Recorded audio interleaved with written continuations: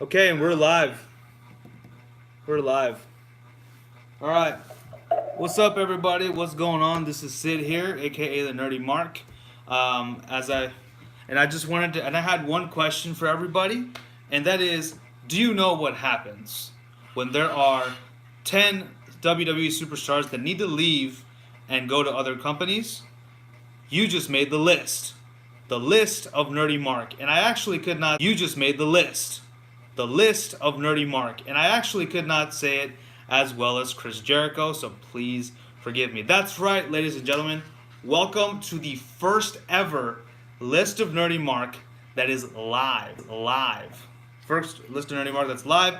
And the thing is, I'm also filming in this angle because I'm kind of charging my phone while I'm going live. So please forgive me for that. But anyway, so today I'm actually not alone. Oh, and you can see my Kingdom Hearts spread, so that's always a good thing. Anytime I can. Oh, and you can see my Kingdom Hearts spread, so that's always a good thing. Anytime I can show that off is a good day. So with that being said, though, I do have a very special guest with me. I've been on their podcast quite a few times on Arm, I'm constantly shouting them out. So yes, I do have one half of Armbar Audio with me, and that gentleman, that is of course, ladies and gentlemen, Tim Farley. So Tim, you want to say hi? Hello to all the Nerdy Mark fans. How are you this evening? I hope you're doing terribly because we are going to change that with this list. That's right. These 10 people have made the list. That's right. So we have 10 WWE superstars that need to leave WWE and go to other places in search of greener pastures. Because let's face it, in the wrestling world right now, every other pasture is green other than WWE. Would you agree with me, Tim? I would say that unless you're in something that Paul Levesque controls, yes. Yeah, yeah. Yeah, and now you know why I review NXT and 205 Live, right? Because, quite frankly, I'm enjoying it a lot more than Raw and SmackDown. So, and kind of that's also kind of my way of protesting Raw and SmackDown is just not to review them because obviously Vince McMahon watches my videos and he's like, well, I got to get that Nerdy Mark kid to review my shit again. So, yeah. Anyway, by the way, Tim, you can swear if you want. Vince is probably like, oh, okay. Vince is probably like, what the fuck, another Saudi Arabian talking shit? Yeah. He's not even Saudi Arabian. Yeah. He's Indian, you asshole. Shut up, Paul. No, well, I mean, you didn't do the Paul part. He's like, he's not Indian. No, he's not Saudi Arabian. Anyway. He's not Saudi Arabian. Yeah. He's the gay. No, I'm kidding. Okay, and I have a bottle of lotion here, which I'm going to move over there. Anyway, so... oh, snap. Shut up. Shut up. Hey, tis the season. Tis the season. All right? Anyway, it is November. All right, boys. Anyway... Yeah, we're gonna have a lot of fun on this show. I don't know about you guys, but Tim and I are gonna have a lot of fun, right, Tim? Well, I already am. Yeah, we're gonna have so much fun. That's gonna be this whole. This is actually, we were just kidding. We're not doing a list of Nerdy Mark. It's just gonna be the two of us talking random stuff about doing random things because why not, right? No, we're kidding. We're kidding. It's gonna be the list of Nerdy Mark. Don't worry. Anyway, and I got a Twitter notification. Let's swipe that up. Anyway, so. Yeah, so why are we doing this list? Tim, this was your idea, so why don't you explain why you pitched this to me? Well, the reason I pitched this idea was, number one, we always have you on our show, and I was like thinking of ways that we could interact on your channel, and I thought, well, you do this list thing, and,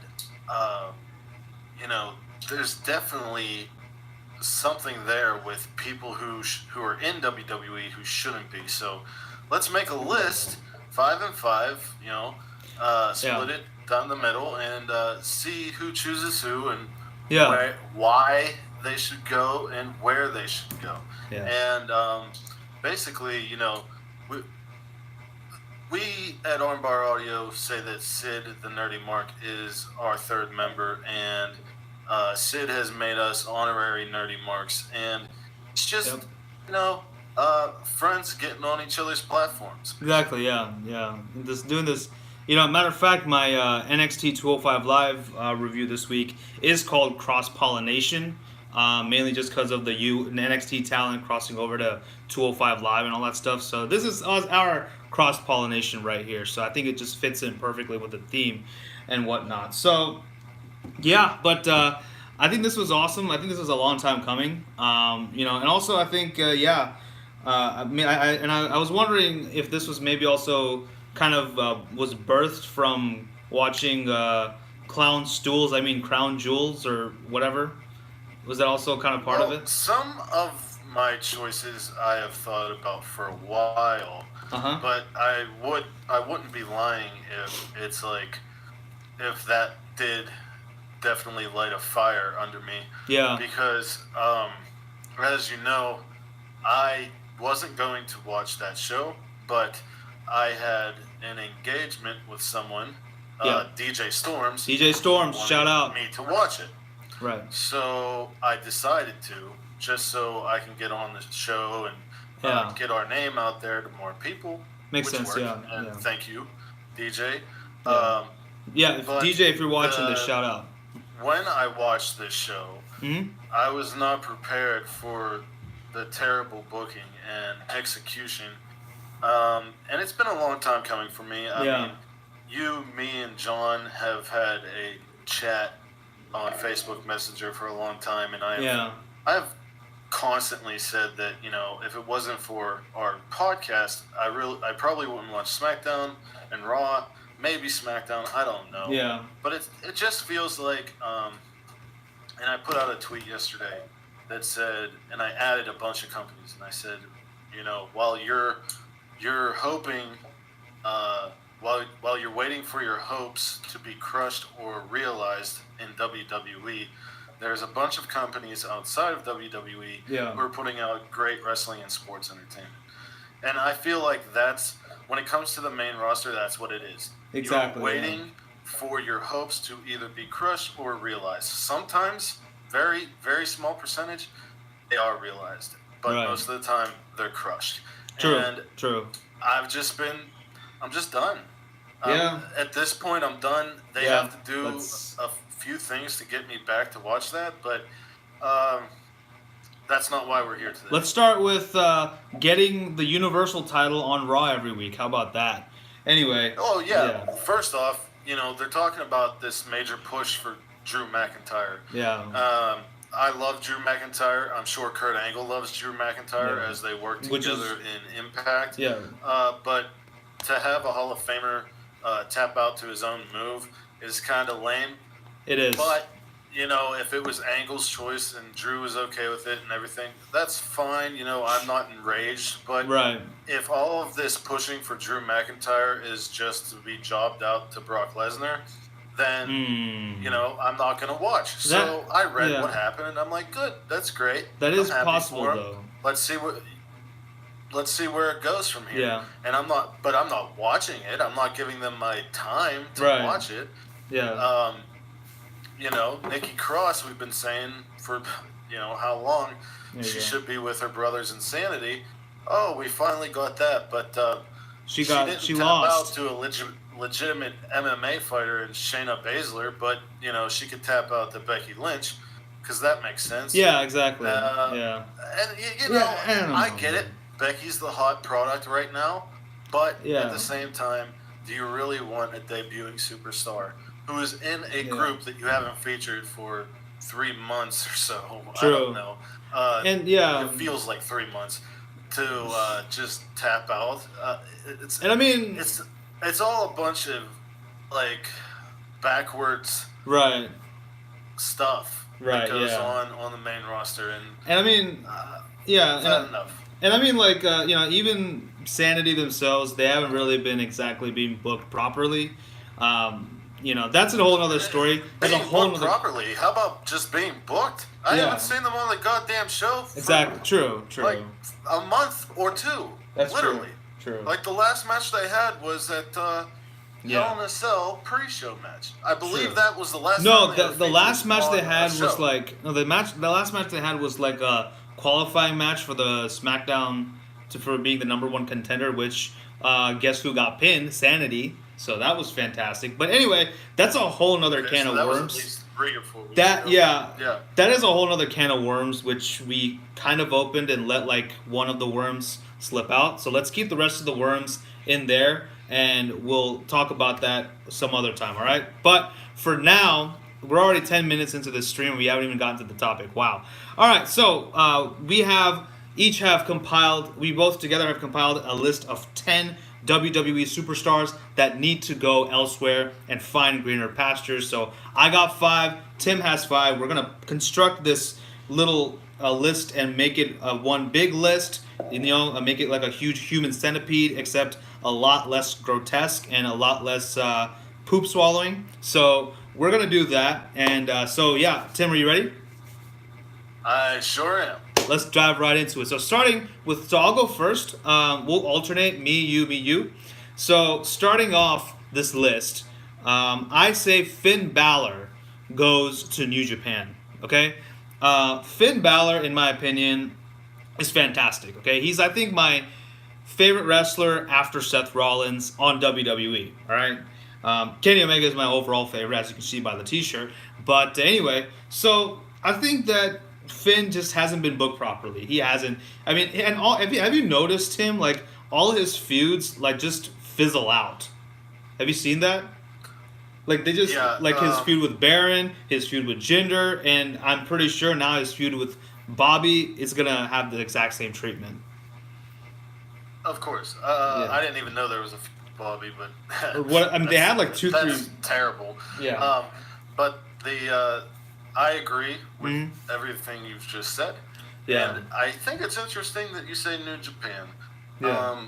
Because that's where he came from. And in most instances, I'll explain why. like with Nakamura, I would say Here's not to why. go back to New Japan. But with Finn Balor, I could definitely see him going back and doing some big things. Right.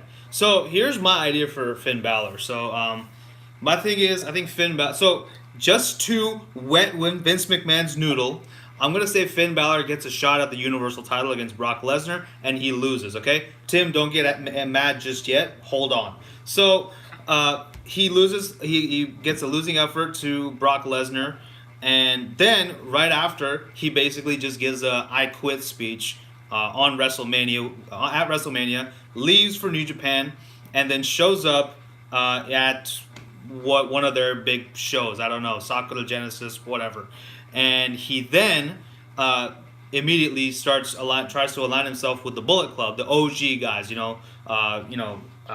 The Tongans, Fale, Ishimori, all those guys. So those guys are pretty okay with having him on the Bullet Club. But I would have Gato and Jay White have an axe to grind with Finn Balor. Then we have Finn Balor versus Jay White for control of the Bullet Club. That's kind of what I want to see happen. So that's my personal idea for Finn Balor should he go back to New Japan. What do you think about that? I'm 100% down, and I'd definitely watch it. I'd love to see Finn, Fergal Devitt wrestle Jay White. Prince Devitt, yeah. See, WWE and New Japan, you need to hire myself and Tim, because we were good writers. We know what we're doing, okay? Because we can make up stuff. Do. Yeah, we can make up stuff that WWE we can book angles that your creative team can only wishes they could book, okay? Anyway. All right, so we're getting carried away, but Tim, why don't you give us your first pick? All right, my first pick is Chad Gable. Okay. Interesting. Here's the why. Why I chose Chad Gable is because he is an ex-Olympian. Okay. He has charisma. Mm-hmm. He reminds me of Owen Hart a bit. He also reminds me of Angle a bit. And he even reminds me at points of Santino Marella a bit. But for some odd reason, they job him out or they put him in odd pairings. They don't recognize the potential that he has or already possesses, he's wasting his time and just getting a paycheck right now. He is. And my idea would be he could literally go anywhere and fit in anywhere. He could. But just like that you said with Finn, I would put him in New Japan. Right. And the reason why is because he is an ex-Olympian, and New Japan is presented as a sports product. It is. And that's right. it is very competition based. I would have right now in New Japan, Jay White is saying that he has a mole inside of Chaos, which is the group that Gato left and they stabbed Okada in the back. Yeah. I say the mole is Will Ospreay, as he has been spending a lot of time in Oceania, mainly Australia, and it would make sense for him to join with Jay. Yeah. I would bring cool. in Chad Gable to Chaos and have him defend Chaos's honor against Will Ospreay, because Will Ospreay is very aerial, although could be good, he does do strikes and he does do mat wrestling. And Gable is, the Olympic athlete. So he does a lot of mat wrestling. Imagine Will Ospreay flying around the ring and Gable catching him. You know what I mean? That would be so beautiful. awesome. And yeah, Gable that would be great. Automatically get the rub with Chaos, which is like the greatest babyface faction over there. Yeah. And it would just make sense. Exactly. Yeah. It just makes sense. That actually sounds really good, and I would be totally down with that. I would be very interested to see Chad Gable just in a New Japan ring, for that matter. Forget, in a feud, just put him in a New Japan ring, but that's what I want to see. But in other words, you basically just want all Chaos affiliates. We both want Chaos affiliates to be feuding with these WWE Superstars. I totally get it. All right, anyway. Yeah, I mean... I want Gable to be with Chaos. Right. No, but, you want him to fight Jay White. Well, no, Will Ospreay, but, you want... I'm sure you want to see Jay White and him. But, yeah, I mean, I think... Anyway, sorry, we're just getting off topic. I'm sorry. I was trying to make a joke, but it just got away from me. Anyway, yeah. Anyway, yeah, there you go. You get to see one of my many faults, one time. One of my imperfections. All right. Anyway, so my next pick is, I think, kind of interesting, and I know, as a matter of fact, we kind of both know who we picked. We just don't know why we picked those people. So you kind of know my list a little bit, and I kind of know your list a little bit. So I know you were a little surprised to see this gentleman on my list, but I think Heath Slater should go to Impact. I think Slater, first of all, it has disappeared, has all but disappeared from the face of the earth. I don't know where the hell he is. He's actually, I mean, I know he did his stint with 3MB. I mean, we see that all three members of 3MB are on Raw now. But I don't think they're planning to unite them anytime soon. That would be interesting if they did, but we don't really need that, unless we have a heel version of that team, but that's not going to happen. So, and I think, the whole I Got Kids gimmick, it's actually pretty interesting. I mean, it's kind of weird, but it's kind of cool at the same time, in my opinion. However, I don't think it's really resonating well with the WWE audience. Every time I see Heath Slater and Rhino in the WWE ring, I kind of groan out of frustration. I want to go to sleep when these guys are there, because I just don't get it. But I think the I Got Kids gimmick, their hype has dwindled. It has ever since Brock Lesnar killed the I Got Kids phrase. Yeah, and that's true, but. Yeah, and I think, though, if he were to go to Impact, one, it would give him a fresh start, and two, I think that is a pretty interesting gimmick that I would like to see. I don't know who I'd have him feud against, Maybe Eli Drake. I don't know. I'm just throwing a name out there. I literally just thought about it right now. I'm literally just going off the top of my head, but... yeah, I think Eli Drake might be an interesting feud because, the whole dummy thing and then the I Got Kids thing, both of them have a catchphrase that is worthy of a t-shirt, I guess. So the battle of the catchphrases, who'd have thunk it, right? That would be cool. Maybe, I I don't know. I'm sorry. I actually haven't been watching a lot of Impact. Maybe I should, but you know, like I think yeah. But for right now, I'll just say Heath Slater fused with Eli Drake because I kind of would like to see that. So yeah. Yeah, I would put if I put Heath Slater in Impact Wrestling, Uh huh. I would maybe team him with Eli Drake and Oh, try that could to work. bring have them feud with the Cult of Lee and try to bring more character out of Trevor Lee and Caleb Conley because Heath Slater, even though he was a tag champion many times and they were forgettable tag runs and he jobbed out to legends, he is a name and he is a face that people recognize, so you're not going to rebuild him overnight, so why not use him to help build someone else and then go into, hey, we've got this guy, and just like Matt Sydal, just like just like Matt Sydal. Yeah. I'm sorry, John's over here and he's popping me. He's popping you? John, just like Matt Sydal and Eddie Edwards, they give me a reason to care. The creative team at Impact give me a reason to care about Heath Slater. Yeah. And you know, so yeah, Heath Slater at Impact would be cool. Yeah, that would be cool. The Eli Drake thing, you said a feud. I could see a team there. Yeah, something with Eli Drake. Great stuff. Something with Eli Drake, really. I don't know. I just feel like they both should be together or doing something together. Right. Right. All right. So, what is your next pick, Tim? Who's your second guy or girl, whoever? Well, since we're talking about Impact, I guess I will go with Apollo Crews. Okay. We all know that Apollo Crews is a very athletic man. He can do practically anything inside and outside the ropes. He can.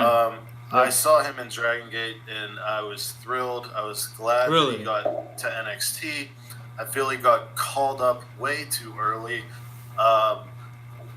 The whole Titus Worldwide thing is okay, but it needs to die. I think and it's. I honestly think they don't know what to do. I think with it's. And I've been saying. Yeah. No, Tim. I've been saying that he should get the Rocky Maivia treatment. Rocky was, heralded as this great guy, and he came out all smiles and all that, and just happy to be here. Right. And he got hurt, and he came back as a heel with Nation of Domination, and they're not going to do that apparently because Apollo isn't worth the investment. You could tell on how they treat him, or how Vince treats him. Yeah, because he's not a big dude, and he's not Samoan, so there you go. Or seriously, he's not like albino and lives at like a 1,000-acre farm. Right. But anyway, now we know he could do moves, and he's very gifted in the ring. Yeah. You send him to Impact, and you have Abyss and Jimmy Jacobs, Gail Kim, Don Callis, Scott D'Amore, and Sonjay Dutt, and all those guys who are like I said in the previous conversation with Heath Slater, who are making me care about wrestlers I never thought I would care about. Yeah. And give him a character, and they would put the time and effort to give him the character, because having him come over from Impact would make viewers watch, like some viewers tune in because, oh, hey, that's the guy from WWE. Right. But then they would help him in forming a persona. Right. Which I feel he does not have. True. He's just a smiling guy who's happy to be there at the moment. Right. Yeah. I think, that's not a bad idea either, Tim. I think Apollo would do really well in Impact. Well, you mentioned Titus Worldwide. I think that has pretty much been, kind of put to sleep, like Old Yeller. Except they didn't shoot it with a big old 12 gauge. They kind of just gave it the lethal injection. Because, no, seriously, that's kind of how I can describe the death of Titus Worldwide. Because, Dana Brooke pretty much just left, and Apollo more or less is not coming out with Titus anymore. So I can only assume Last that. I saw, last I saw, Apollo was like between two ferns.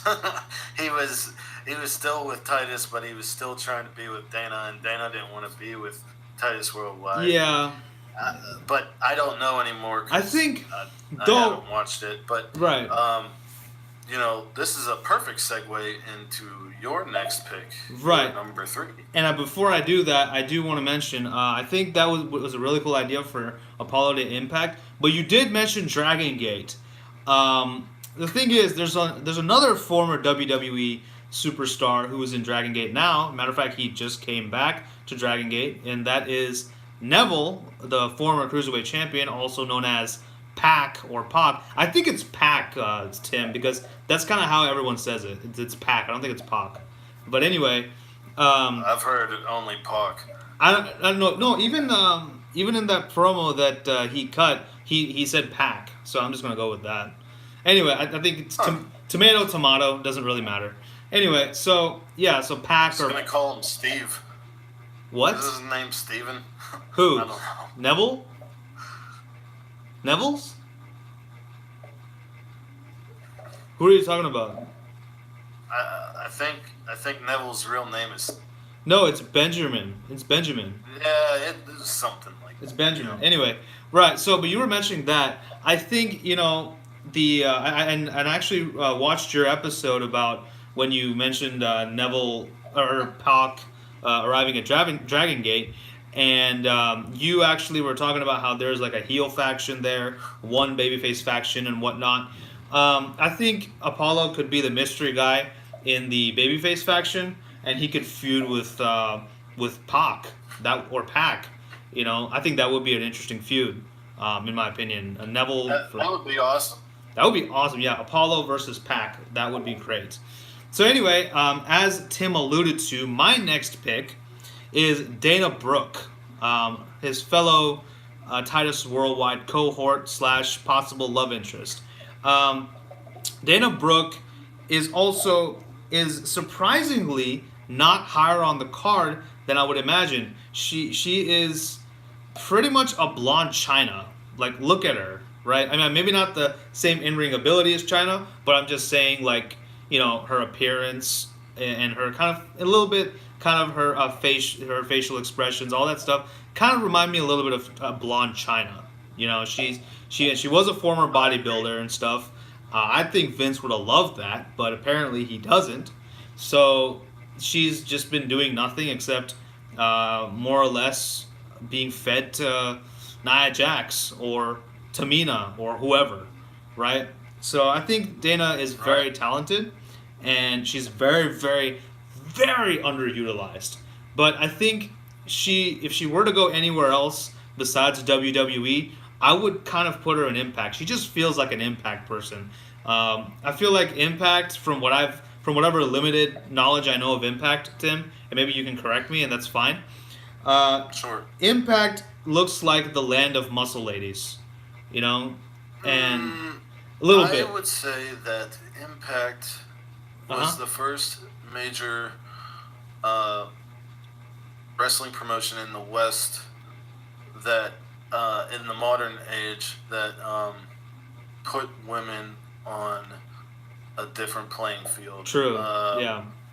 You do have like Shimmer and Shine and all that, which are niche products, right, and are all women's wrestling. But Impact had the knockouts with Gail Kim and Awesome Kong, and then they even had tag team titles. They put a lot into for women female division, and right now they are as well. And I mean, they have muscular chicks, but they also have non-muscular chicks. Leaner. But Dana Brooke going to Impact, you could see her against Taya, against Tessa, the lady who just debuted this week, Jordan Grace. I was just gonna say that. Blanchard. I was just gonna say that. There's a lot. There's a lot there, and exactly. With the creative minds behind Impact, you could basically have her wrestle anybody, and they would definitely use her. Hell, even if she goes to the whole thing that sparks this conversation is that the WWE is so big and vast, and They're they just have not using so everybody. much talent, but only so much time to feature them, and Exactly. it's detrimental to the creative process and the um, the performer and even the writers. You know Yeah. what I mean? It's just too big of a thing, and Right. if you are that big, why don't you?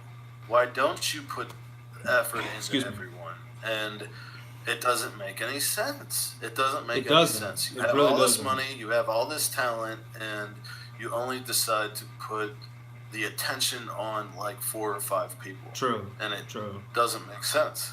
Yeah, and I agree. And actually, you kind of just took the words right out of my mouth, Tim, because I actually really would love to see Dana Brooke feud with Tessa Blanchard. That would be a great match, as would, of course, the newly acquired Jordan Grace. That would be really cool too.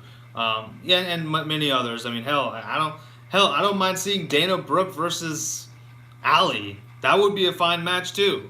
You know, there would be so much you Yeah. can do with her. Hell, even if she goes to Ring of Honor, she can go to Women of Honor, feud with not Emma, Tennille Dashwood, because that would be a damn good match. And And Madison Rain. She's Madison there Rain. now. Karen Britt Pugh. Baker. The great thing with Impact is Yeah, they allow their wrestlers to wrestle other places. exactly. So, Why not, you're right? basically free. True. Free bird, like Leonard Skinner. Anyway, so I actually haven't. Free as bird That's right. now. Yep. And as bird you cannot sing. Oh, I thought you were gonna keep going, but okay. I Yeah. don't know the rest of the words. 'Cause See, I'm you see, born in this is a what you suburb get. outside of Pittsburgh. Right. This is what you get with the Nerdy Mark live streams. You get live performances from the ever ethereal Tim Farley. So anyway, Tim, what about your next pick? Your third pick for. I'm gonna kill my co-host after this. The next pick, I will say. Hey, that's on tape, by the way. That's all recorded. Just letting you know. Since we've talked Impact a lot, this will be my last pick for Impact. Okay. One of the best wrestlers on the planet. Yeah.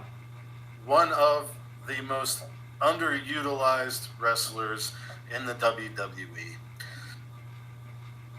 He's come to the brass ring many times. It's been teased, and they never pulled the trigger. That invisible brass ring, right? Right. Yeah. They gave him Being the a elite, manager. for those who don't know. They gave him a manager when that manager's entire job was to get his other client over. Right. And now he has been deemed a tag team wrestler. I am talking about Cesaro, a.k.a. Claudio Castellini. Oh, It Cesaro. is- Okay.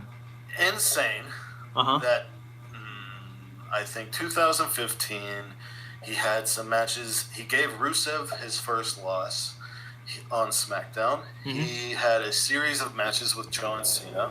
John Right. Cena endorsed him after a Raw, and it went viral. Yeah. This was right after Tyson Kidd got injured. Then Cesaro got injured. He came back the night after WrestleMania to a huge pop. People love him. Right. He is I love him. an amazing. He is arguably the best wrestler in the world. Right. He's arguably. I mean, given the right push and the given the right time and push, Right. PWI could have had him on the cover of the top 100 instead of Kenny Omega, and that's coming from a huge Kenny Omega fan. I feel that Cesaro in the ring is fantastic. Where does he lack? What we've talked about with Impact a lot. Right. He doesn't have a stable character or persona. He You doesn't. come out to this 007 type of Titantron, you're ripping off your pants, then your shirt underneath your suit looks like you're what are those people? Lifeguards. Yeah. Then the music makes no sense with the Titantron or the look. Now Right. you're in like KMFDM fan group with Seamus. Mm-hmm. If you don't know what that is, that's an industrial German band. And, Oh, okay. Okay. I didn't. but And now the Big you know, Show it is in the just mix with nothing. them. None of the things they've given him has worked out or made sense. Yeah. But I think at a smaller place like Impact and with their creative forces again, Yeah. they would be able to help him flesh out a character for himself. And if it just became, you know, this guy can wrestle, guess what?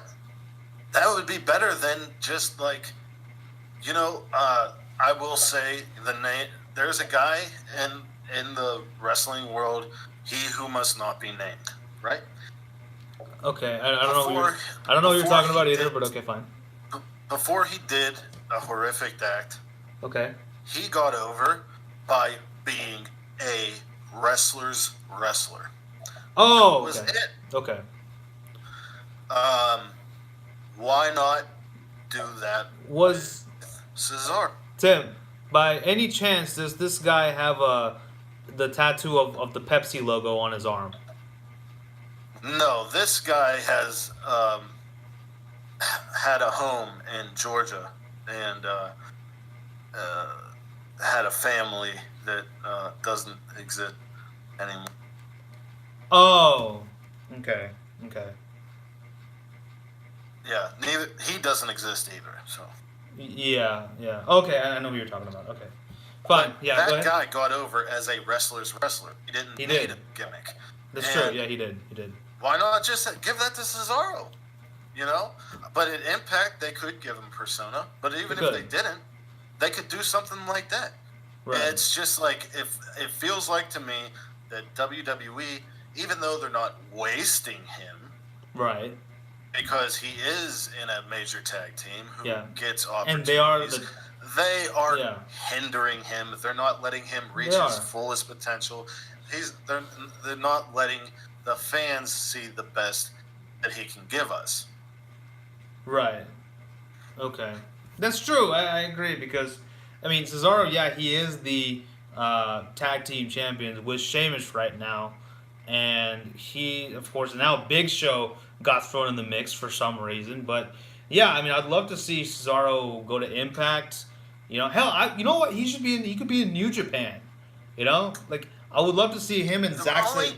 Yeah. I would love to see him in New Japan as well, but the Yeah. only reason I didn't choose New Japan is because we all know how good he is in the ring. Right. I feel like he needs character work more so. True. And the only places to go would be Impact or Lucha Underground. And in Lucha Underground, your character there is pretty much only suited for that show. True. But Yeah. but I would love to see him in New Japan as well. Yeah, I think in New Japan, like the match I want to see is him and Zack Sabre Jr. That would be really good. I think. That would be good. Imagine Ishii forearm hitting him with an uppercut, and then just over and over and over and over and over. Oh my God. Or I mean, you could put Cesaro in there with anybody on that roster. You can put him. You don't. No. You five just to six yeah, go ahead. stars. You know. Oh, you know who would be good for Cesaro? Tim. Yeah. You know who would be good for Cesaro? I think. Who? Yeah. I need you to say this with me, but Moose. Who? Moose. Or douche. Or deuce. Whatever. Oh, Moose. Yeah. Or deuce. Or douche. Or whatever you call him now. Yeah, we did that for the show tomorrow when we talked about it. Okay, yeah. Anyway, that would be cool. I think Cesaro would be really cool. Yeah. But with that, I want to move on to our number 4 picks. So my 4th pick was also in a tag team. He has a really very occult type of a personality. He's like, he of course did do the whole, thing with Matt Hardy, being the deleter of worlds and whatnot. Of course, his gimmick in the beginning was really cool and very akin to the Undertaker a little bit. He even feuded with the Brothers of Destruction for a while. He was WWE champion for a while. He was Raw Tag Team champion for a while, and whatnot. A lot of you probably know who I'm talking about. I'm talking about the Eater of Worlds, Bray Wyatt. For some reason, they do nothing with Bray. You know, Bray Wyatt was basically a transitional WWE champion because they just wanted to give Randy Orton another title, right? And maybe there was another reason behind it. I don't know. It's so weird because even when they do something with him, Yeah. they don't do something with him. It's True. like so weird. I know. Yeah, Bray was just he's a damn good character. You know, he's a lot like he could have been a successor to the Undertaker if they wanted him to be, but no, they just have him say some bullshit and he goes and loses. Like, how much sense does that make? You know. But and it's like this. He could even win the last match in a feud, but that match won't be the one that's remembered. I will go all the way back to whenever he debuted and targeted Cena. After he targeted Kane, of course, the Kane thing was first, but he went after Cena, and they had like 3 matches. Mm-hmm. I believe he won 2 of them. The last one was at Hell in a Cell, but everyone remembers him losing at WrestleMania. Right. That's true. And we could talk about Randy Orton. He's beaten Randy Orton before, but no one remembers that. Everyone remembers him as a transitional champion to put the belt onto Randy Orton. Yeah. I mean, you don't even need to... that every time... I don't understand it. I don't either. You know, honestly, and we don't even need to go back all the way that back. Look, remember I don't know if you remember, but he had a feud with Seth Rollins. And guess what? Bray Wyatt won that match. But nobody remembers that feud. You know? I don't. Yeah, you don't. I don't at all. Yeah, I just kind of remembered it. Yeah, because it was that bad. It was crap. I'll tell you what I remember. I remember the Wyatt family versus the Shield. That was rad. That was good. I remember Bray Wyatt. It was right before his last injury. Right. Where he was kind of looking like Max Caveira from Soulfly and Sepultura. Okay. And the Wyatt family was still a thing, and he teamed with Roman Reigns on a Raw. Yes, that was awesome. He was going for a pin. Somebody was coming in. He pointed at them, and Roman speared them. Yeah, no, that was... And they picked up the win. It was against the... It looked like Bray was going to turn face while being the leader of the Wyatts. Yeah, it was...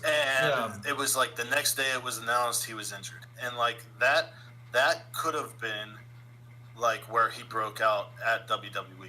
Yeah. But, I don't know what it is. I don't know if it's personality or if it's what he does outside of the ring. Who he pissed off backstage. Injuries. Something's not working in WWE for good old Bray. Yeah, and I think, and that leads me to where I think Bray should go. So, I think Bray should honestly go to Ring of Honor. Because now, in NXT, Punishment Martinez has officially signed on to WWE. He's going to be part of NXT. Hopefully, he kind of pairs up with Aleister Black. I know. So we'll talk about this a little later, but I will talk about what I would like to see in my NXT Takeover predictions. Something to do with Aleister Black and Punishment Martinez. I'll talk about that then. But anyway, so Punishment Martinez is gone to WWE, and I think the person to fill that void should be Bray Wyatt. I think he would be perfect for that. Hell, I honestly I would even pair him up with the Briscoe brothers, and they can be like this super creepy faction, And I don't know. I just like to see that. I don't know. Well, see, in ROH, Punishment Martinez and Hangman Page both came from, I believe, a group called The Age or whatever. It was headed by B.J. Whitmer and Kevin Sullivan. Okay. So if they can get Kevin Sullivan again and put him with Bray Wyatt and then have Bray, get some people, I think the Briscoes are a little too established, but Yeah, maybe that's them true. You're right. because You're they right. have beards and they're dirty, or Yeah. whatever. That makes sense. Because when you said ROH to me before, I was like, I don't know if I agree with that. But the way you're explaining it, I like it. Mm-hmm. The only other place I would want to see Bray Wyatt is in Lucha Underground. And as Lucha Underground has seasons, he could do both if they allow him. He has a charisma that is so undeniable and able to make characters that he could put Lucha Underground on a bigger stage. He could alone, just him. Yeah, and I agree. But I like your idea as well. And just replace Punishment Martinez. Bray Wyatt needs to get the hell out of WWE. Yeah, unless apparently he's getting repackaged, quote unquote. I don't know what that could be. But I saw him say something on Twitter, and he's like he was asking for 25. new music, and he like added like Avenged Sevenfold and some other band. And then he kept on doing like kind of like lab reports, like day 2355. Subject is become violent or something like that. I don't know what that's all about. Yeah, I saw that stuff too. That's so cryptic. I mean, I see, but that's the thing. That's the thing with Bray Wyatt. He's so intrigued. It's so much intrigue that it builds. Like, I want to see where this is gonna lead. I want to see the culmination of his super cryptic tweets. So, yeah, like either WWE need to get off their ass and do something with him, or just let him go and let him go elsewhere where he'll actually. Yeah, with a character like that, you can't fiddle faddle. Exactly. You have to either shoot them, you have to skyrocket them, or they are character jobbers. Exactly. There's no in between there. Like that is true. You said with The Undertaker. He could have been the next Undertaker. Undertaker won all of the time to establish himself as a legitimate threat to anyone. And to establish him as a scary guy. Yeah. When you have a character like a Bray Wyatt, which is similar to an Undertaker, you have to skyrocket them, or they are character jobbers. Whether you want that or not, that's how it is, and that's how it comes off. Right. Exactly. So, with that in mind, let's go and let's hear your fourth pick as to the WWE Superstar that needs to leave and find greener pastures. Tim? My number 4 pick is a former United States champion. He is flanked by his beautiful wife. He is the Bulgarian brute, Rusev. Right. The reason why Rusev I would take Rusev out of the WWE is it's basically he's having good matches. Yeah. The Rusev Day thing got over. His feud with John Cena was great. Came out on a tank. That was awesome. That was awesome. But he lost. Despite coming out on a tank. Lost a lot of big matches. But that doesn't seem to hurt him. Yeah. I would just take him out of there, basically, because I don't see him. I think he's already hit his ceiling in the company. Yeah. And sometimes people are okay with that, and they enjoy doing that, and that's cool. But I would love to see Rusev enter a New Japan ring and just, go for that never open weight title. Oh, against Goto? Beat the shit out of Goto, Ishii, oh, come on. Suzuki. You know what I mean? Yeah, I know. Those matches would be so awesome. I know. And then you have Jeff Cobb, who's in ROH, who wrestles for New Japan. You could have those two guys at it. I mean, there's so much awesome match possibilities, So, that's why. How I would take. I agree. Even though I kind of fallen in love with Hiroki Goto, I totally agree. I would love to see a match between Rusev and Goto. I would love. Of course. Yeah, I mean, why wouldn't you want to see two of your favorites fight? Exactly. Yeah, that would be a good match. I could see that. I mean, I think even if he goes to Impact, he could do something with Brian Cage. Just saying. Oh, that would be good. That would be good. Yeah. I mean, hell, if he goes to the Indies, let him fight again. Let him have a match with Walter. That would be great. Yeah. Walter and PCO. Those are the two names if he went to the Indy. Like, he would have Walter to fight and PCO. right off jump. Yeah, that would be great. That would be fantastic. Anyway, yeah, but I like that idea, Tim. That's a good idea. So we are here at our last picks each, and my pick actually is a little different. Mine is a little peculiar. Tim also went WTF when I suggested this to him. I think he's actually doing pretty well for himself in WWE right now. He's very much over with the fans. He's turned the company's abbreviation into his own thing, which is amazing. And Vince McMahon is letting him get away with it. You know, that's pretty awesome. Of course, and he has his own EP out. He has his own album, which actually came out on my birthday. Fun fact. So that was really good. I enjoyed his album. I don't know about you, Tim, but I actually kind of liked it. Even though I'm not a big. I actually haven't listened to it. Oh, you should. It's good. It's good. Of course, ladies and gentlemen, I am talking about Elias, the Drifter. You know, who wants to walk with Elias? I do. And I know Tim likes to walk with Elias, don't you, Tim? Of course, he's and so does John. Hero. And John likes to walk with Elias. I know that. So yeah. Yes, he does. He does. So anyway, I think Elias is doing really well for himself and whatnot. But I think there is going to be a point where he reaches, like you said, Tim, his ceiling, like Rusev has. I think he's never going to be Universal Champion. He's never going to be WWE Champion. At most, he will win the mid-card titles and maybe the tag team titles. You know, at most. I I would love to see the Intercontinental title on Elias. That would be great. Even the U.S. title would be good. Yeah, those are great. But after that, I don't think he really has anywhere else to go in WWE, because even though he has a good album and he's selling a lot of T-shirts and he's super over, Vince McMahon just doesn't see it proper to give him an amazing push. But this is Vince McMahon we're talking about and not Triple H. So anyway, I think Elias, I would love for some anybody. I don't know who's like a super narcissistic character in Impact or Ring of Honor.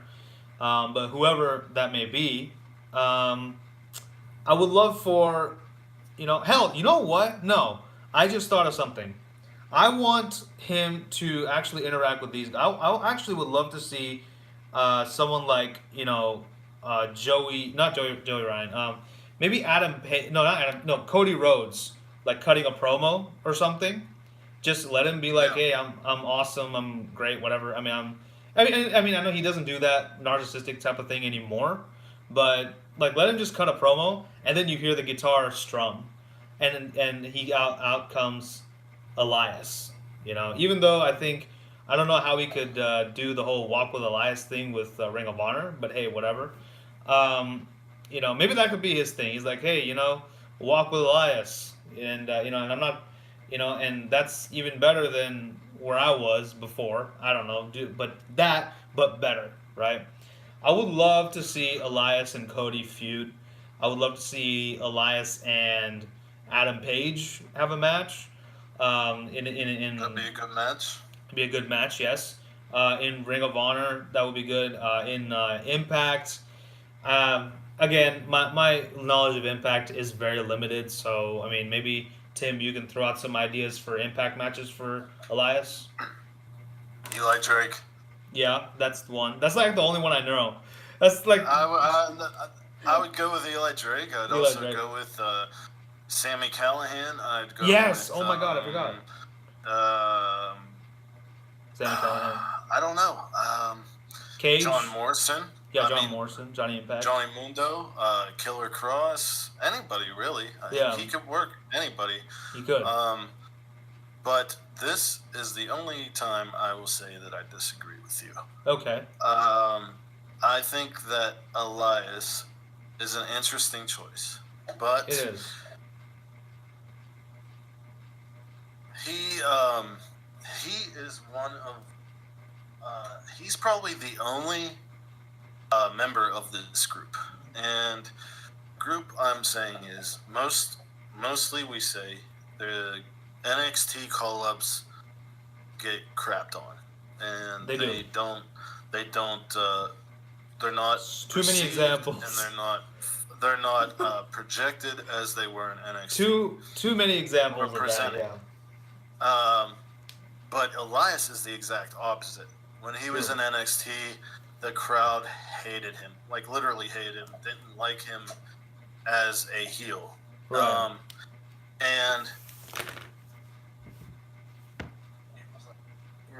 Right. Yeah, they hated him. Like they wanted him to leave NXT. They didn't see why he was there at all. Right. And but when he got to WWE, he main roster, he became an overnight success. Yeah. He does the Rock concerts, and true. Now it looks like they're slowly turning him heel. I mean, face. Yeah, I think he kind of is, though. Break that ceiling that you were talking about, because you're saying like the mid card belts and tag belts, and I agree with you. Yeah. But at the same time, he looks like Randy Savage and Seth Rollins had a child. He does. He has not dwindled at all, whether he's on a pay-per-view wrestling or not. No, he looks like... No, you know what he looks like? No, Tim, you know what he looks like? He looks like if Seth Rollins stopped doing CrossFit. That's literally what he looks like right now. Yeah. Anyway, so go ahead. Basically, Randy Savage. Yeah, Randy Savage. You're right.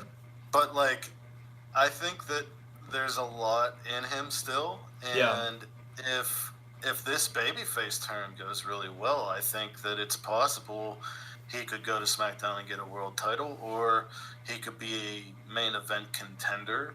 But if he went anywhere else, you know, I'd watch him because I'm a fan, and I gotta support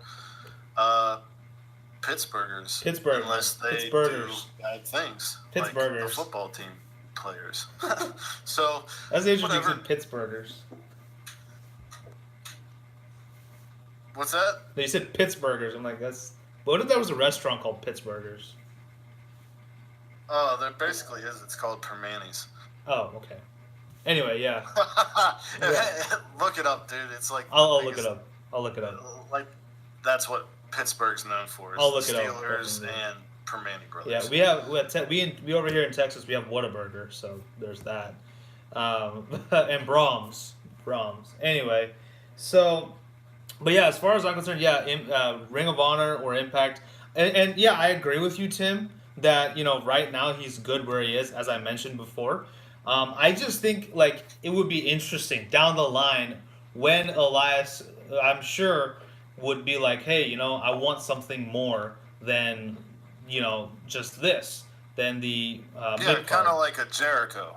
Yeah, like he could. Like, dude, Elias versus Chris Jericho would be an amazing match too. Like, yes, and they kind of have teased it. I remember in Raw 25. Raw 25. Yeah. He was on the list. He was on the list of Jericho. He made it to the list. Yeah. Chris Jericho, please don't. Scarves. Chris Jericho, and I know. And stuff. True. Right. Sorry. I'm sorry. No, say that again. At Raw 25s, they were talking about scarves, and Jericho took his guitar, and they have the musical background, and a lot of it makes sense for them to wrestle each other. Yeah. And I just want both of them. Like you said, like you don't see Elias being this person or whatever, that could be world champ and that. Yeah. A lot of people thought that of Chris Jericho, and I think that Elias could be in some sort of ways, like, I don't know if there will ever be another Chris Jericho, but no way. No. He could possibly, break. He could be one to break through Yeah, the main roster NXT curse and do he do could. great things. Yeah, no, I agree. I totally agree. And like personally, I would love to see Elias with the Universal or the World Title. I just don't know if Vince sees him with that. So that's the only reason I said I don't see it. But yeah, I'm just Right. so speaking of which, the list. I just want to say, Chris Jericho, if you're watching this, please don't sue me. I don't have that much money to give you. I know I stole your List of Jericho thing and called it the List of Nerdy Mark and made it my own thing, but please don't sue me. I just want to say that. Anyway, with that being said, I guess, all right, this is, of course, Tim's final pick. And go ahead, Tim. It's all My you. final was a cheerleader, and then he was named after an action movie star. Oh, what?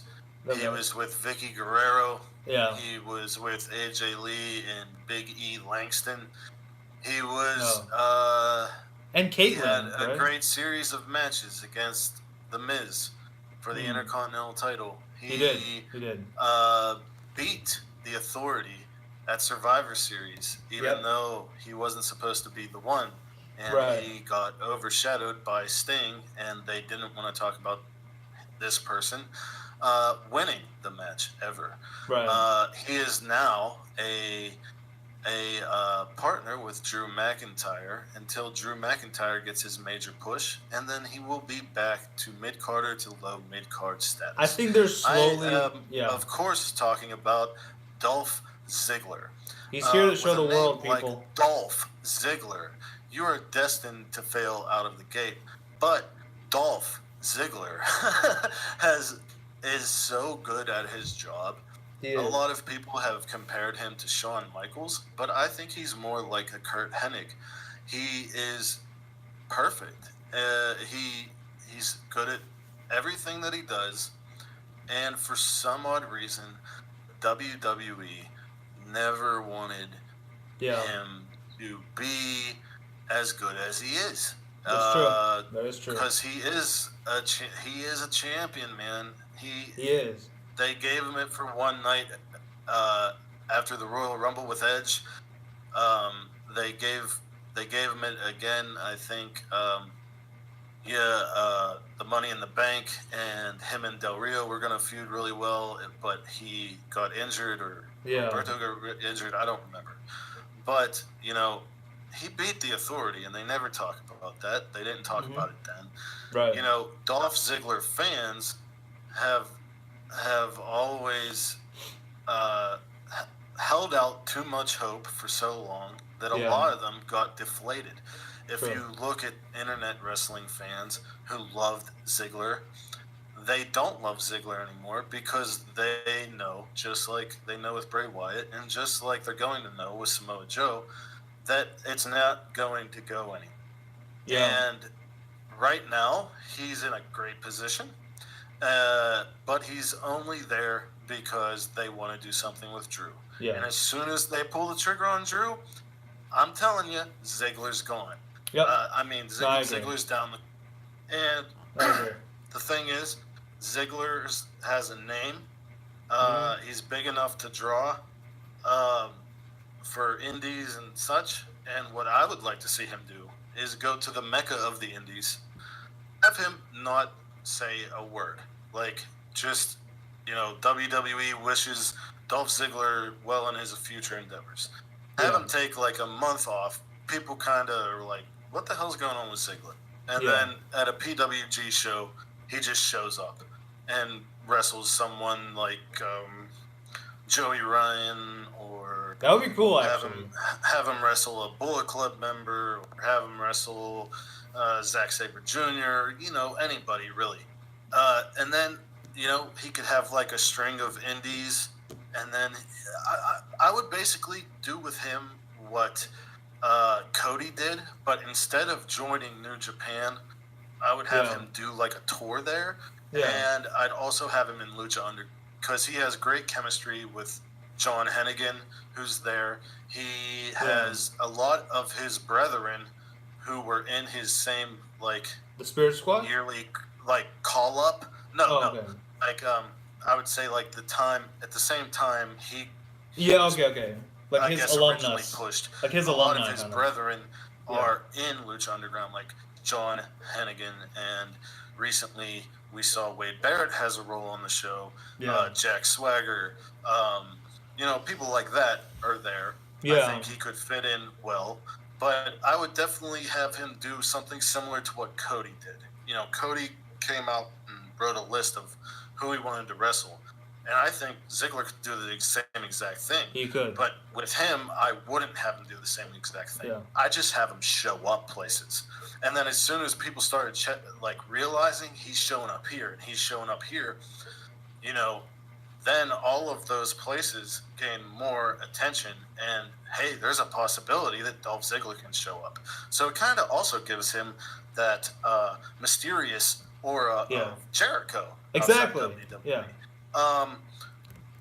I just think that he has so much in him. He's so gifted. He's so talented. Yeah. And I would have him do a run of the Indies and go everywhere he wants to, like Cody.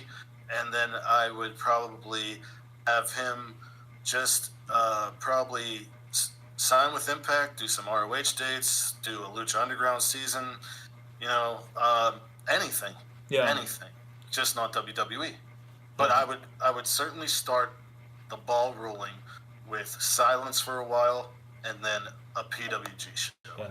Matter of fact, because PWG is exclusive. Yeah. Very exclusive. It's very hard to find on the internet if you can at all. They are like the only brand that thrives on DVD sales because that's how exclusive it is. Right. The DVDs don't come out until like 2 to 3 months after the event has happened. The event has only limited amount of seating, and it is the mecca for every indie promotion in the world. Anybody who's anybody outside of the WWE and people who have come from NXT and into the WWE have wrestled for Pro Wrestling Guerrilla. So that's where I would put him first, like his first appearance. Okay, that's an interesting idea. I would definitely start watching Pro Wrestling Guerrilla if Dolph Ziggler was there. And you mentioned Chris Jericho. I would imagine since he would have that freedom, he could show up in New Japan.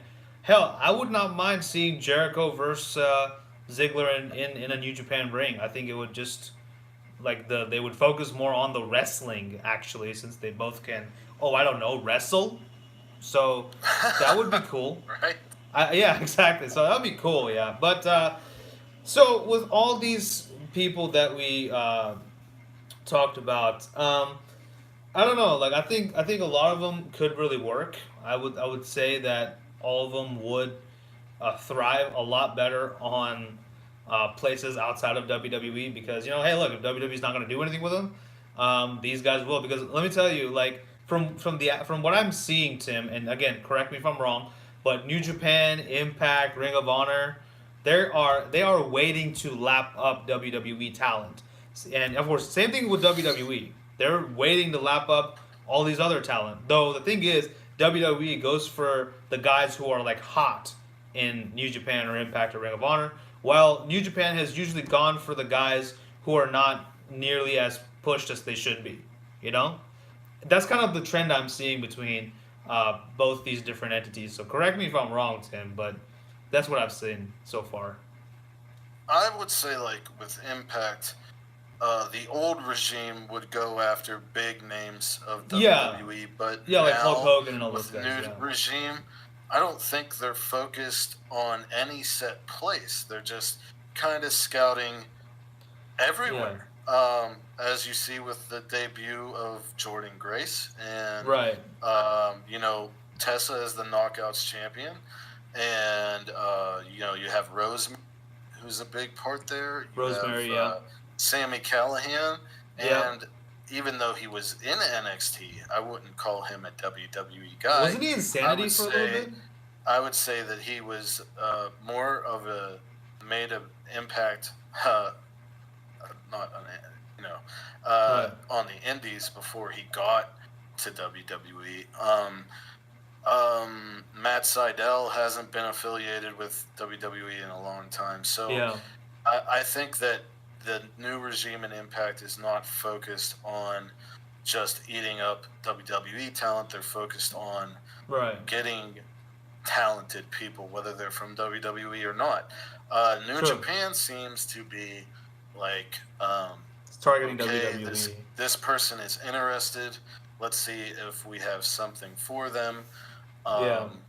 Like with Juice Robinson, it was kind of like a whole new world for him, That is true. and he excelled. With Mhm. Cody, it was okay. He has a name. We have to figure out something for him right away. With Jericho, of course, it's Jericho's exclusive and just whatever he everything. wants.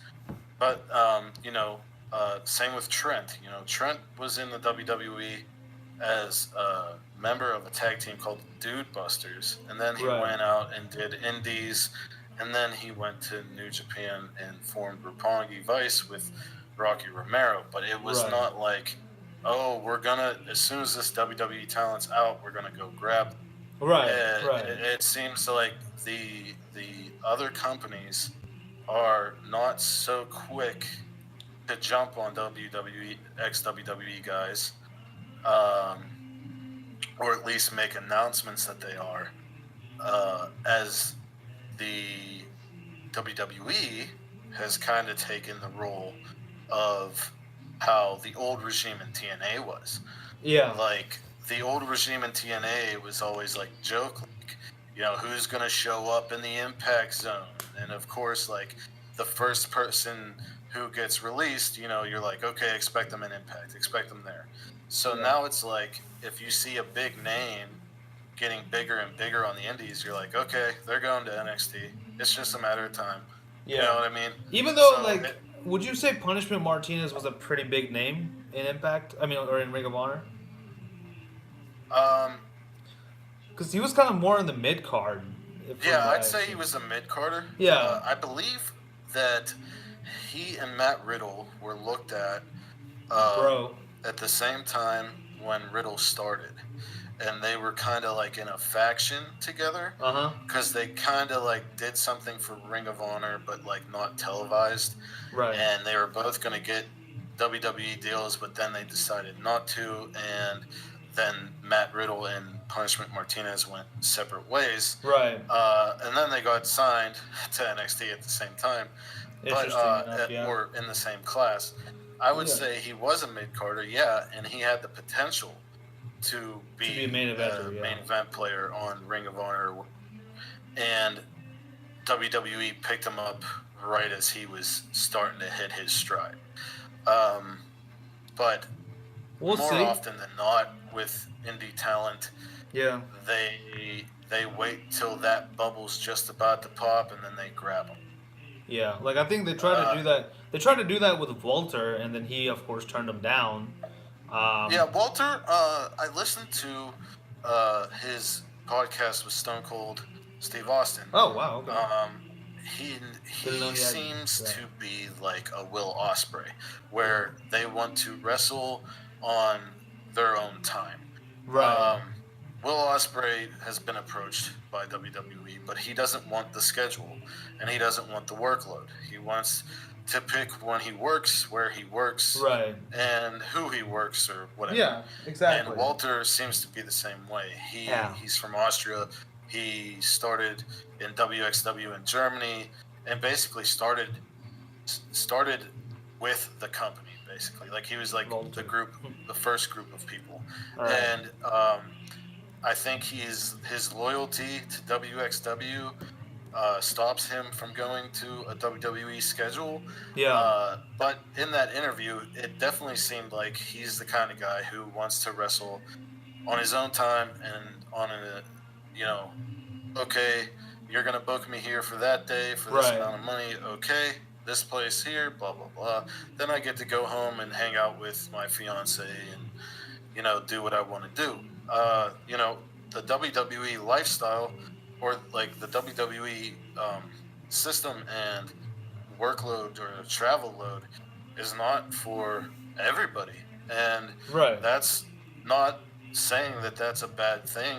Like, if somebody decides not to do that, you could be a Right. good wrestler and not be in WWE. I mean, the consensus, with mainstream fans is if you don't get over in WWE, you aren't a good wrestler. But Yeah, you know, unfortunately. when you look into pro wrestling history, and if you even look into the Hall of Fame, a lot Yeah. of the people who are in the Hall of Fame never wrestled for Vince McMahon Sr. or Vince McMahon himself. Um, so, and then when you start looking into wrestling, you come up with names like Jumbo Tsuruta and Antonio Inoki and Misawa and Right. all those guys, and then you see guys like Johnny Saint, who is recently affiliated with WWE, or you see not Robbie Brookside, but the other guy from England. Why am I not remembering his name? But, okay. Well, that's okay. Yeah. Billy Robinson. Okay, Billy Robinson. And Billy Robinson. You don't have to be a WWE superstar. You didn't have to wrestle for WWF. Exactly. You didn't have to wrestle for WWF to be in the Hall of Fame or to be recognized as a great wrestler. So, true. Yeah. Yeah, I think the attitude of the pro wrestling world has changed quite a bit. Like now, it's not like WWE is no longer like the be all end all of pro wrestling. You can be big on the indies and still live a great life, right? So anyway, but yeah, that was because Young Bucks have opened that door and that window to people. Right. Their entrepreneurship and their work ethic has shown the entire wrestling world that it is possible to live a happy, content, and life while making money, doing what you making good money. Right.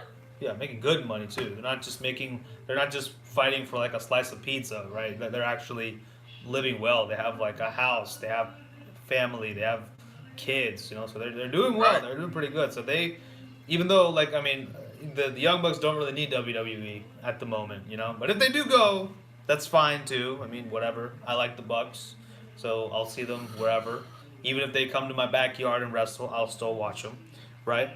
Anyway, yeah. Right? Hell, I'd book them better than WWE, man. If they come to my backyard, are you kidding me? Nerdy Mark Backyard Wrestling, Young Bucks, come on down, man. Come on down. Sidor's Backyard Wrestling. Exactly. Sid Backyard Wrestling, Nerdy Mark Backyard Wrestling. Yeah, we Armbar Audio. The local. You have like a PBS down there. A PBS, yeah, we have PBS. Yeah, get on the public oh my God, no. Service. They would. Texas. Do you have any idea how much they would censor me? Like it would be so crazy. They would because if you have on one side you have freaking Arthur, and then on the other side you have wrestling. It's like that doesn't correlate. So they're like, yeah, you need to make your wrestling promotion more like Arthur, And no disrespect to Arthur, I love that show, but it's just wrestling. I can't do Arthur's on at a different time. You can get a time slot like but 10, the whole 9 p.m. Right, but the content needs to be. They could cut out one of their cooking shows. Yeah, one of their many cooking shows. Backyard wrestling. Yeah. Especially in Texas. Oh, hell yeah, I'll watch that. Yeah, Texas. It's funny because is there a monster truck involved? Damn. There you go. They're right on top of the monster truck. They're wrestling. By God. Anyway. Holy shit! They got a guy that comes out eating a fucking steak. Oh my gosh! All right. See, this is why I love this man, ladies and gentlemen. This is why I love Tim Farley. His name's Mr. Ribeye. Right. He goes by Mr. Ribeye. He comes out on a monster truck with cows all on it. He carries a cow to the ring with steak hanging out of his mouth. He's the shit, man. I can't wait to see him next weekend. And he's in a backyard. And he's in a tag team with Tomahawk. Anyway, right? Anyway, yeah. But so that concludes our list of 10 WWE superstars that need to. Sorry, I was doing the diamond cutter. 10 WWE superstars that need to leave WWE for greener pastures or AKA other places. Now, I do want. Hold on. Yeah. Ribeye is with Tomahawk because Tomahawk knows how to break down a cow Exactly. with his axe. Right. And that's why Ribeye. Wait, is you'd have it befriended bring an actual axe to the wrestling ring. Yeah, like okay. Willie Mack and Mil Muertes. That'll be a true. I would, yeah, great. I'm booking real death matches, people, real, not with some bullshit nails and stuff like that. We got people with axes and freaking swords, and I don't know. Dude, maybe, you gotta watch at least this past week's Lucha Underground. You won't understand most of it, I guess, because you don't follow. But the matches, what you're saying right now, is exactly how that is. So in other words, it's like wrestling's version of Game of Thrones. That's what you're saying. It's wrestling's version of like Mortal Kombat. Okay. Yeah, even better. It's like Mortal Kombat, wrestling, and a comic book. That's amazing. Television show. That is amazing. Okay, I cannot believe, as someone who talks a lot about comic books, I have not watched it. I am ashamed. Sorry. But anyway, so yeah, but before we do go, next week is Survivor Series and NXT TakeOver War Games. And matter of fact... Yeah, you're coming on Armbar Audio. Yes, I am. Right? I am. And I wanted to make it a little bit more dramatic, but you're just like, yeah, he's coming on. Thank you. But yeah. I'm just kidding. But yeah, I will be on Armbar Audio once again with Tim and John. We're going to be doing predictions for Survivor Series and TakeOver War Games. TakeOver War Games, the review, I'll have it on this channel, but the predictions and stuff will be on Armbar Audio. So look out for that next week. I am very excited, as always, to interact with these fine gentlemen here. So, and oh, by the way, in case you didn't know, they have faces. They actually went visual not too long ago, right? Yeah, 2 episodes ago, we took the podcast to a visual setting. Yeah. We used to only be visual whenever we did live reactions, but from episode 14, last week was 15, and this week coming up is 16. Tomorrow will be 16. They were all with our faces and a background. And yeah. So these guys are actual people. They're not just beautiful angelic voices talking to you through your speakers. They're actually real people. They're not like a blob in the air floating around talking. Yeah, we're not just some Twitter bot, yo. I know, right? Yeah, you're not the Terminator, right? Anyway, but yeah. So Tim, thank you so much for joining me, my friend. It's always a pleasure to make your acquaintance. Thank you. Yeah, of course. Thank you, Sid. And you know what? This was a great idea. I had fun doing it, and I think it will be well received. And I think so too. I just, I'll talk to you later, man. Yeah. Oh, yeah. Well, hey, so do you want to plug your social media? Oh, sure. Yeah. If anybody who's listening to this or will listen to this and does not yet follow Armbar Audio, we are found on Instagram and Facebook and Twitter at Armbar Audio. We have the visual podcast on YouTube. Just search Armbar Audio. And our audio version of our podcast is on Podbean, Spotify, and CastBox at the moment. We usually drop an episode around 12 to 2 p.m. Eastern on Saturdays. So if you are bored on the weekend, you could put it on. If you want to listen to it on Monday morning on your way to work, it's there. It's there for you whenever you want it. So, yeah. So I'm going to be listening to that tomorrow, my daily dose of Armbar, weekly dose of Armbar Audio. So that's going to be fun. What else did I have to say? Oh, yeah. Tim, you want to... So you can leave by giving your outro that you give on Armbar Audio to the NerdyMark fans. Superstars. Sure. Wherever you are in the world, you have a great one, whether it's morning, noon, or night. And peace and love to all of you nerdy marks. Thank you, and goodbye, and good night. Mwah, bang. All right. Thank you so much, Tim, and we will talk to you guys later. I hope you all have a great weekend. Of course, let me know what you guys think. What are some people that you want to see leave WWE? Leave that all in the comment section below. And as always, don't forget to like, share, and subscribe. Follow me and Tim on social media. And tell your friends about the Nerdy Mark and tell your friends about Armbar Audio. But until next time, this is Sid, the Nerdy Mark, and Tim Farley. We're signing off. You guys take care. Bye-bye. All right, hold on. Okay, I got to go offline now.